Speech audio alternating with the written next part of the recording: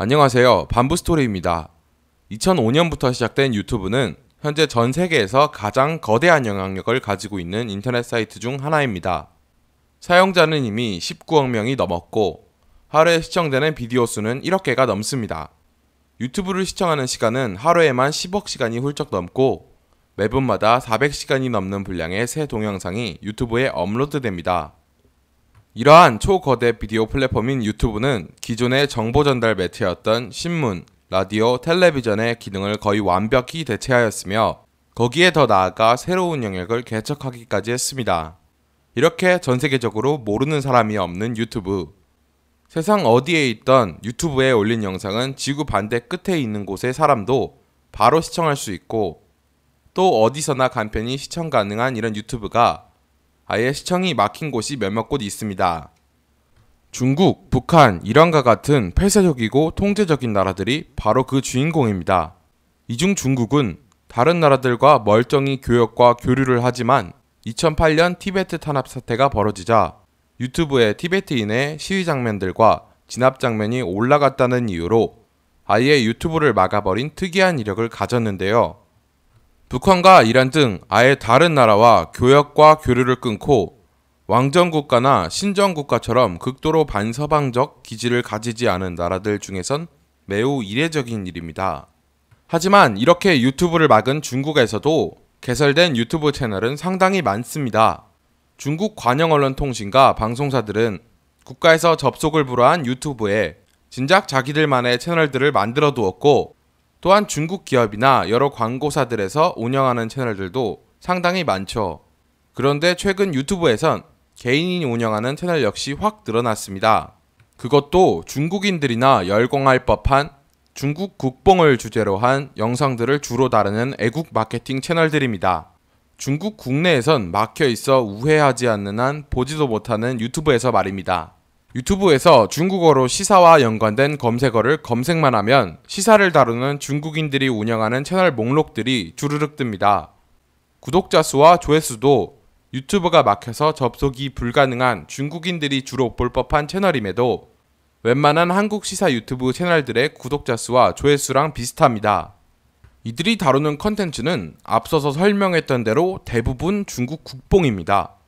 최근 벌어진 중국과 인도의 국경 분쟁에 대해서 인도를 욕하고 중국군을 치켜 세우거나 중국 외교부 대변인인 자오리젠 그리고 화춘잉 등의 발언들을 소개하며 통쾌하고 사이다적인 발언이라고 칭찬하는 내용도 있고 중국 중앙정부나 시진핑의 정책 칭찬이나 아니면 홍콩 등 문제에 대해 과감한 결정이라고 옹호를 표하거나 그도 아니면 그냥 중국하고 마찰이 있는 나라들을 욕하거나 비웃는 내용 등등 중국인 입장에서 보면 충분히 애국적이고 국뽕에 찰만한 사건들을 주로 다룹니다.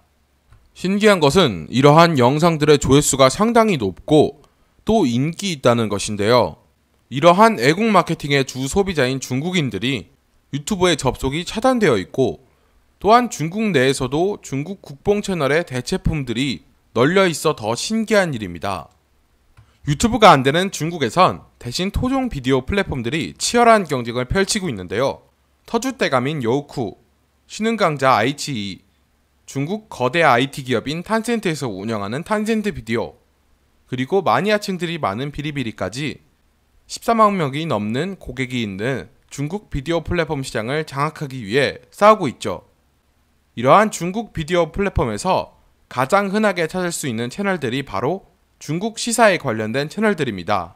중국의 어마어마한 인구수를 자랑하듯이 엄청난 조회수와 화제성을 지니고 있는 시사 채널들은 대부분 중국에게 극도로 우호적인 친중국 정부 성향의 채널들인데요.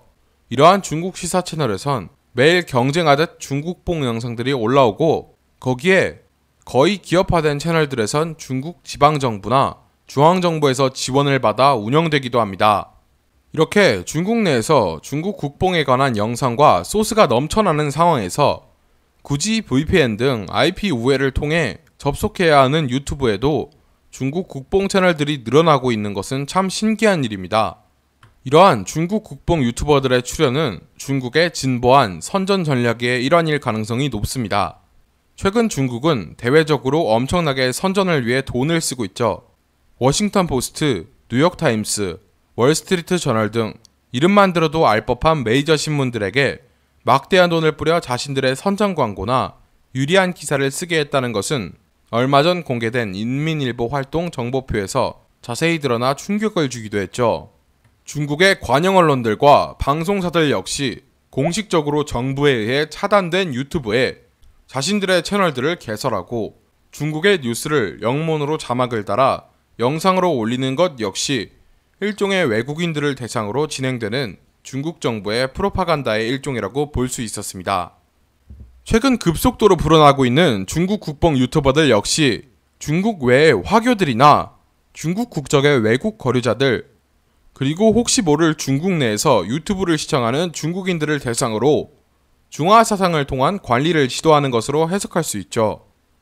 유튜브는 누구나 이용할 수 있고 또 매우 자유롭게 의견 교류와 자신의 의견을 피력할 수 있다는 점에서 지금까지 수많은 시사를 다루는 사람들에게 사랑을 받았습니다. 한국에서도 어느 순간부터 정치 시사와 유튜브는 뗄래야 뗄 수 없는 관계까지 와버렸죠. 어쩌면 중국 역시 유튜브의 자유로운 환경을 보호색으로 삼아 자신들을 지지해줄 외국인들과 화교들에 대한 통제를 이러한 정치시사 유튜버들을 통해 시도하려는 걸지도 모르겠습니다.